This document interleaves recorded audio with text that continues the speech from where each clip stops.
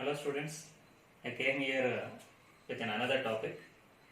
So in last class we have studied about different types of ovules in angiosperm. I just recall once.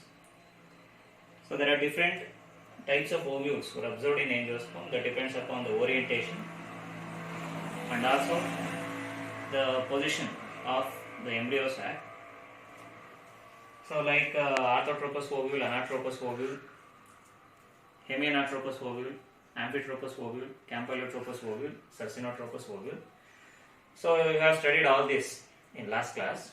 So in this class I am going to explain about one of the most very interesting and important concept in your syllabus, especially in the chapter reproduction in flowering plants, that is megasporogenesis.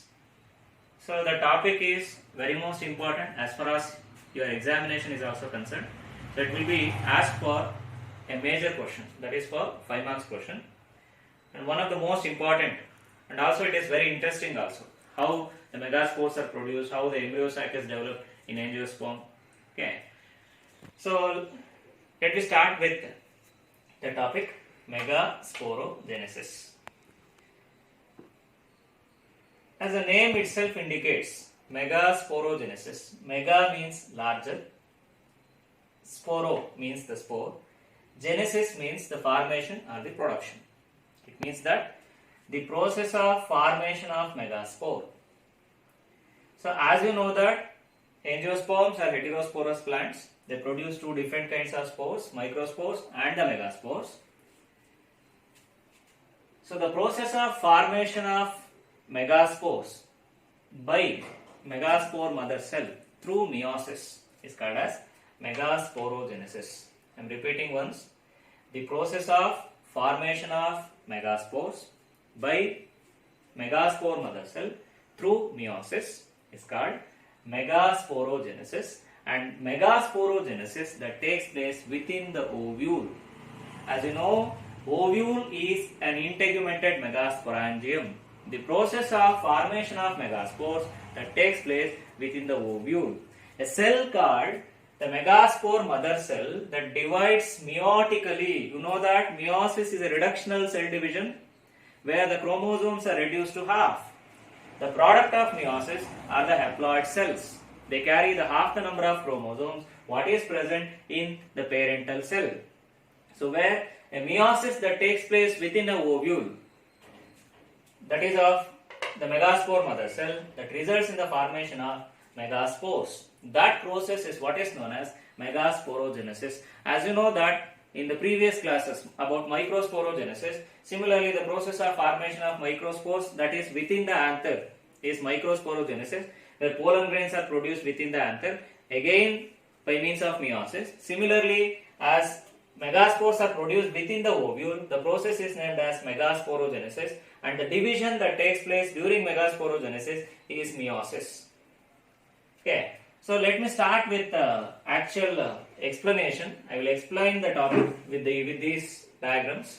Okay, see, during the development of the ovule within the ovary on the placenta, the ovule that develops as a very small outgrowth, a very small protuberance. It develops as a very small protuberance where this is basically, it is surrounded by a very thick layer of epidermis. Within that, it consists of a homogeneous mass of tissue, a parenchyma tissue called as nucellus. I already explained, nucellus is an undifferentiated mass of parenchyma cell that supplies nutrition for the developing embryo sac. In the early stages of the development of the ovule, this is surrounded by a layer of epidermis. Within that, it consists of a mass of undifferentiated or homogeneous parenchyma cells, that is what is called as nucellus. Some of the cells in the nucellus are one or two cells in the nucellus that accumulate very large amount of cytoplasm, and its nucleus will become very much prominent and dense and large.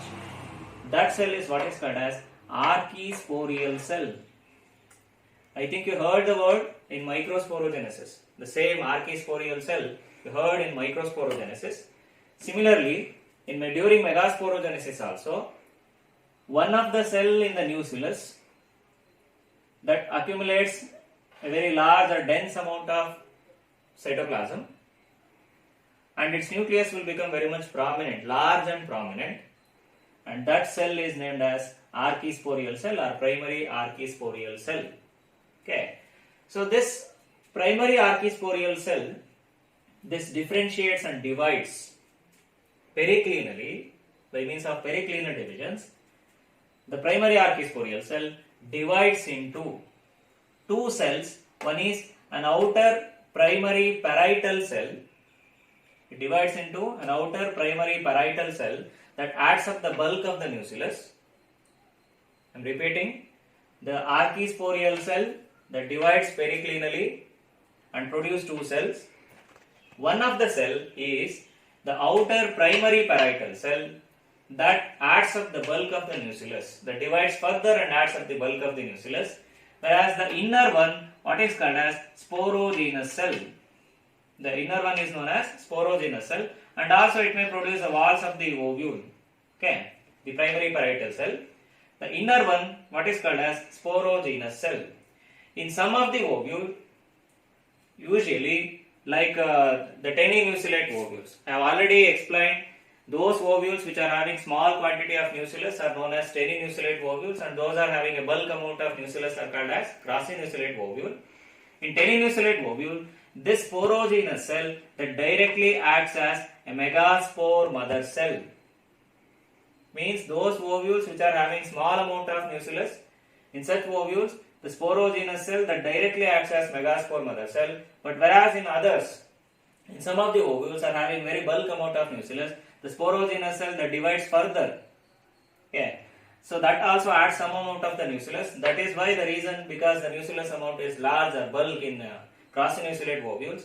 But in most of the cases, the sporogenous cell that directly acts as megaspore mother cell, and this megaspore mother cell is diploid in nature. All these cells, the archisporial cell, the cells of the nucleus, when archisporial cell that divide mitotically, these two cells are also diploid.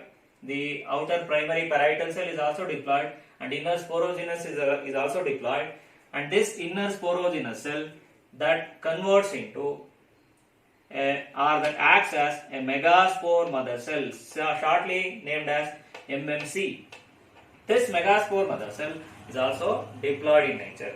Okay, so in the next process, this megaspore mother cell, this promptly enlarges in the size. This absorbs the nutrition from the nuclear tissue. Then it is preparing for one of the most important cell division. So that is meiosis. The megaspore mother cell, now after its preparation, completion of its preparation, megaspore mother cell undergoes meiosis. So you know that meiosis is a cell division that results in the formation of 4 cells at the end, where all the 4 cells which are produced by the meiotic division of the megaspore mother cell and are arranged in a linear fashion. The megaspores are arranged in a linear fashion, and that is what is called as megaspore tetrad. Okay, I am repeating, the megaspore mother cell that divides meiotically and produces 4 haploid megaspores.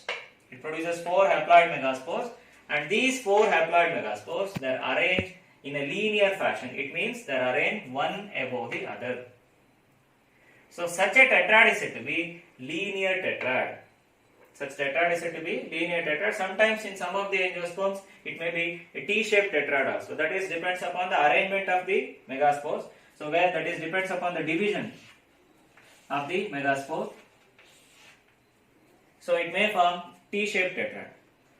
The difference in between these two, the T-shaped tetrad and the linear tetrad, so where all the divisions in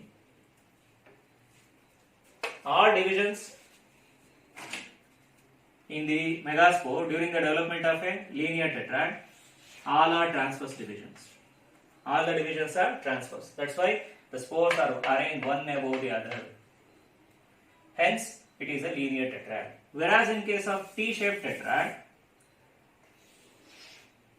the two divisions are transverse and another one is vertical.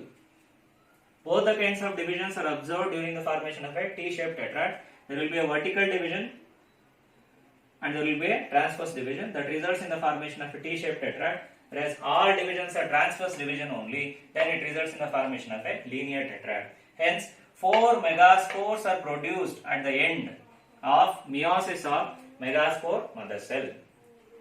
Among the 4 megaspores, 3 of the megaspores they disintegrate, or 3 of the megaspores they degenerate, and only one, usually the chalazal megaspore, is functional, and that produces the female gametophyte or the embryo sac. I am repeating. And the last, after the division, the meiotic division of the megaspore mother cell, among the 4 megaspores, 3 of them disintegrate or degenerates, and remaining only one megaspore is functional, that is usually the chalazal megaspore is functional, and this later develops into female gametophyte or the embryo sac. And this is the process what is known as megasporogenesis. Okay. So the process of formation of megaspores by meiosis, that is from megaspore mother cell, is known as megasporogenesis. I am repeating. So during the development of the ovule that develops as a small protuberance on the placenta. Within that, it consists of a homogeneous mass of tissue that is called as nucellus. One of the cell near the hypodermal region of the nucellus that enlarges in size accumulates a bulk amount of protoplasm. Its nucleus also becomes very dense and prominent, and that is what is called as archisporial cell.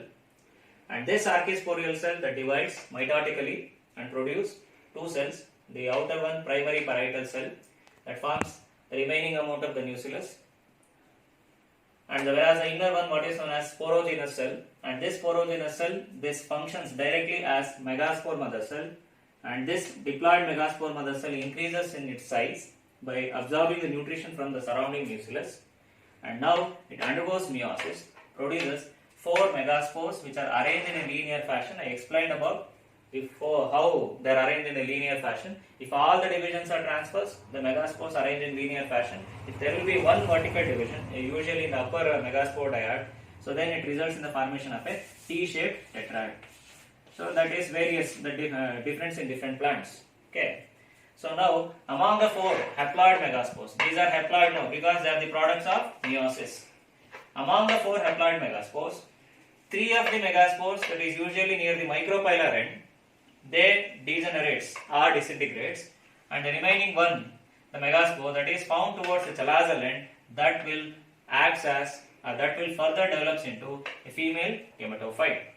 This is the most common type of development in embryo sac development in embryo sac. So in angiosperms where the chalazal megaspore is functional, but not only chalazal is functional, in different plants of angiosperms there may be the micropylar megaspore also functional. So they develops into embryo sac. Okay. So based on that, how many number of megaspores are involved in the development of the embryo sac? The development of embryo sac in angiosperm is different, like monosporic, bisporic and tetrasporic. That depends upon the number of megaspores involved in the formation of the embryo sac, the type of development of embryo sac in the angiosperm that vary. Okay, so I will explain later. That is about the formation of the embryo sac. So up to here, this is about the megasporogenesis. The next concept is the development of female gametophyte or the embryo sac.